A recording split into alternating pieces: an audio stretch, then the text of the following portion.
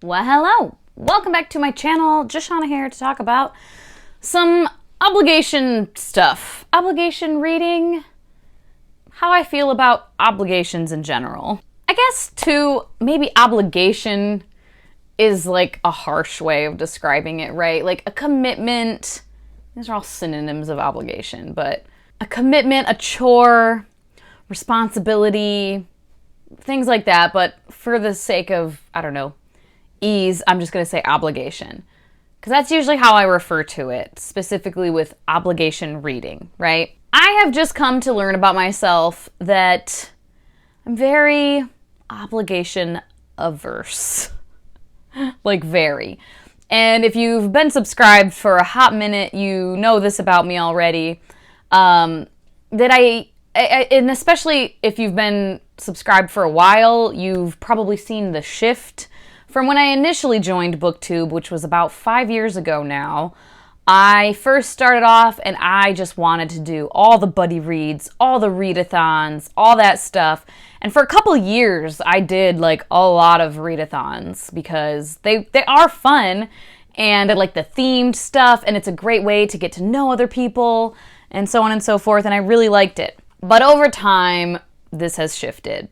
So I'll start by talking about buddy reads and kind of how I approach buddy reads. I do buddy reads. You guys hear me talk about buddy reads here and there.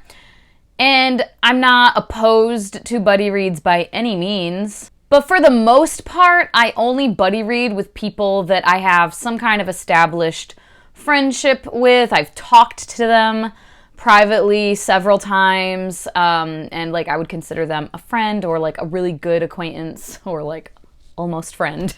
And the buddy reads are always really chill, very unstructured, very like, oh, let's try to read around 50 pages a day and see where we go from there. But like, it's fine if one of us gets ahead of the other and whatever. It's not that serious, I guess, and it's just not that rigid.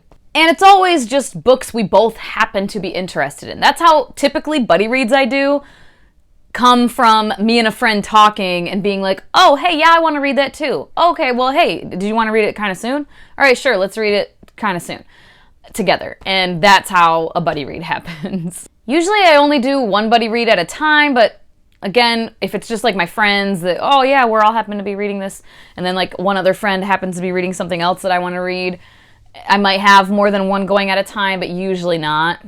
And again, it's basically always with people I have done buddy reads with before, because again, for me, if I start to get too many and too many going all at once, or it feels a little more structured and rigid, my brain is like, nope, I don't want it. Get it away from me.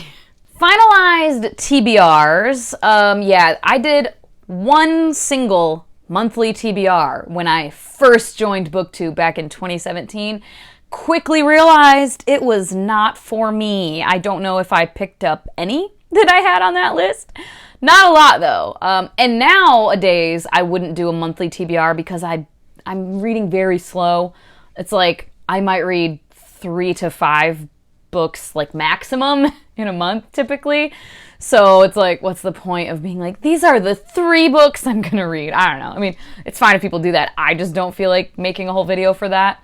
But also, I don't like finalized TBRs. I realized very quickly. It's like the minute it is on a list of like, you have to read this in X amount of time, my brain just shuts down and says, no, thank you, I don't wanna. That like set timeline or deadline just, I hate it. And I even, for a little while, tried to do seasonal TBRs, and it was like a 3 to 4 month period of like 6 or 7 books, and this was at a time where I was reading like about 10 books a month.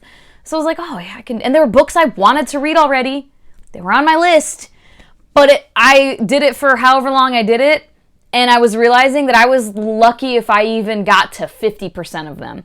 I was DNFing most of them. Some of them I wasn't even touching, because it's like there's some weird thing in my brain where the minute I'm like, I gotta read this by this time, I'm just like, I don't want to read it though. I'm such a mood reader. Like, to the extreme. To the extreme. So I can't be bothered to be like, no, you must read it. I'm like, if I don't want to, I don't want to. I don't like being told what to do most of the time. Obviously, like, I have a job and I get told what to do. like, hey, you need to do this by this time. But even my job is pretty low key, honestly. There's not a lot of micromanaging and whatnot going on. So, and I think too, that might be part of it is like in my job, it is like kind of a corporate, 9 to 5 type, working in customer service. I have projects and tasks and things I need to do by this time. So then it's like when I get outside of that, I don't want to do any, I want to do what I want to do. In my personal life, in my free time, I want to do what I want to do, and that's that. And yeah, readathons. I did have so much fun doing readathons for a little while. I don't see readathons being quite as popular as of late. Maybe I'm just not noticing as many of them. Like 2017 to 2019, I feel like there were like 6 different readathons every month that were like pretty popular that a lot of like the community was doing. And it just seems to be less so now, but maybe that's just my perspective. But yeah, I had a lot of fun doing readathons. And I felt like, oh, this will help me like get through some of these books more quickly. But once again, I'm such a mood reader, and I would set my like TBR for a readathon. And sometimes I would be really good with it. Some readathons I kicked ass and I was like, hell yeah. But I would maybe like switch the books out partway through, but like I would complete all the prompts. And then over time, it was like I just was feeling the burnout happening where I wasn't wanting to pick up like anything I picked for a readathon. I wasn't completing prompts like I normally would. I was still reading. I was just reading other things. And again, I think that like internal mental block was happening of like just getting burnout of like, you have to read this by this date. And I think that is what initially like 2019, 2020 kind of started my like, I don't want so much obligation reading. Like I need to stop. I said I need to stop doing so many readathons. And I think in 2020 I did like 2 maybe. And I don't believe I've done one since then. And like, of course, for readathons, I'm still picking books that I'm genuinely interested in. Like, it's not like someone else is telling me you have to read these. I was picking books to fit the prompts that like I have on my shelves or I want to read. But yeah, I don't know. It's just there's like some level of pressure of like getting these books done in X amount of time. It's like I don't like the pressure and the stress. I'm very anti-stress in my life. I've known that about myself for a long time. Like the amount of times I can genuinely say I feel real, true stress, minimal, because I just avoid it at all costs. And obviously I have the privilege of like not having anxiety and things like that. But yeah, I'm just like, no, thank you. No, thank you. I don't want it. I don't want any part of it. So my brain just rejects it and avoids it as much as possible. So when I started to feel like this pressure and a little bit of stress from like, oh, I was just like, nope, let's not do this anymore. And I haven't. And then we have some things that are like booktube obligations, I would say, or like having an online platform things. Live shows and like scheduled group videos, even if they're not a live show, like videos for World Hoppers, for example, those can even sometimes get like overwhelming or like start to make me feel burnt out if I'm doing too many. I don't know how some of y'all do it. I know a lot of people on BookTube. I have friends who I swear to God, it's like 3 times a week you're doing a live show. 3 times a week you're doing like reading sprints and then like 2 live shows and then reading sprints again. And I'm just like, whew, I can't do it. I can't do it. Even if I would want to, because it's fun to do it. I'm always like, when I do it, I'm agreeing to it because I'm like, oh, this will be fun, and I'm good with it. But I do sometimes have to like avoid it or pass and say no if I'm just like feeling that like, oh, it's like, I don't want it to ruin it. You know what I mean? I don't want the like pressure and stress to like ruin the fun that I do have doing those things. And like, it's not even as if I have some super hectic social calendar where it's like, oh, I don't have time to do all these. I have the time. I just, yeah, I can't explain it. I'm just a weirdo where I'm just like, it's too much. I don't like it. No, I don't know. I just reject it. I just know myself, and I know my max. I know my limit of social obligations and activities and reading obligations and all those things. I know my limits. And the thing that really spurred me wanting to kind of talk about this was my channel memberships, and, you know, Patreon. If someone has Patreon, it's like the same thing. But like, it's truly hilarious how I initially launched like offering channel memberships, and I had like 4 tier levels with various perks. And even then, I purposely set it up where the perks I selected, I was like, I need to make sure that it's more low key, because I'm not someone who's gonna be like reading sprints twice a week with my members and like all this like super involved stuff. I knew, I was like, I won't keep up with it. And I don't want to offer it to people and then like suck at life and not do it, right? So I purposely thought of like, okay, these are things I can do. I can do just fine. And like pretty quickly ended up making it even more low key. Like I think it was like 2 or 3 months maybe. And then I changed it to only having 2 tier levels. And I took away a couple of the more like intensive perks that weren't even being utilized anyway, so it was fine. And I just rearranged the perks I kept and whatever. And that's how it's been for a little while now. But now I'm making it even more low-key, and I already announced this to my current channel members, but I'm only going to keep the most basic, like the lowest tier level of like 99 cents a month, and the perks are just going to be the Discord server to chat and like with me and like everyone else. And then the custom emojis, because I just think they're cute and fun, and they're there if you have channel members, so why not?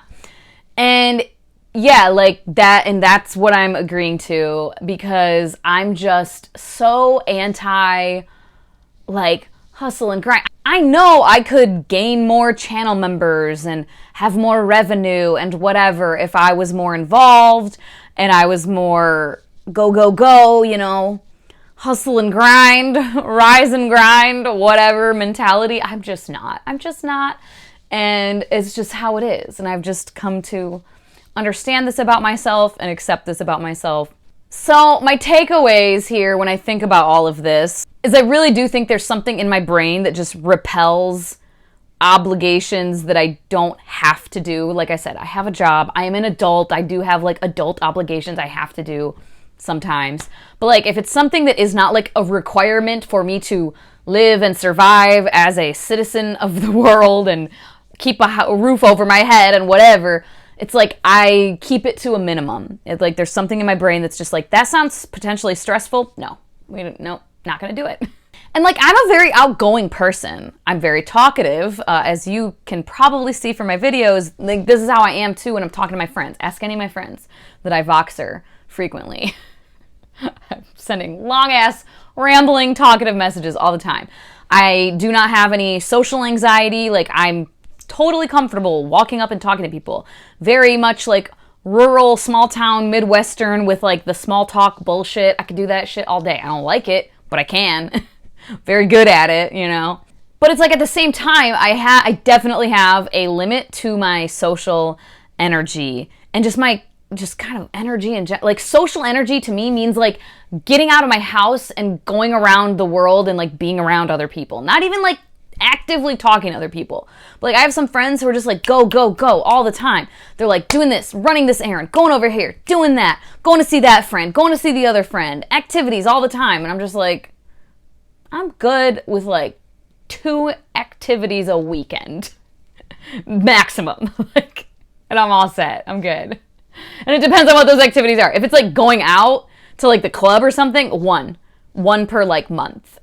I just don't have it in me anymore. And I feel it dwindling every year as the years pass. It's like I have less and less and less like fucks to give for that kind of like social energy. And yeah, I have a limit. And I just think the key for anyone in life for sure, but definitely if you have like an online platform of whatever kind, certainly like BookTube or YouTube where you're being like, hey, here I am, and there's like things like live shows and like group activities you could be participating in the community, right? It's really key to learn what your limit is for social interaction, for obligations or commitments, for reading, and all of that for us specifically in BookTube.